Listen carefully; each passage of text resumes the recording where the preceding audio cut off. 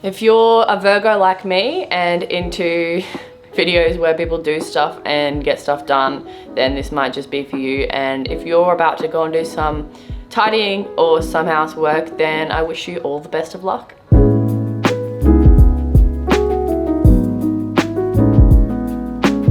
So I've been trying to make a cup of tea for about 15 minutes now, and every time I check my phone, just if it's gonna Google something or just double check or put a podcast on or someone messaged me or something, I really find myself just getting sucked in immediately. I'm spending way too much time on it, so we're gonna try and just leave it there for now and do everything that we need to do today and get the stuff done and really stay focused and stay on track.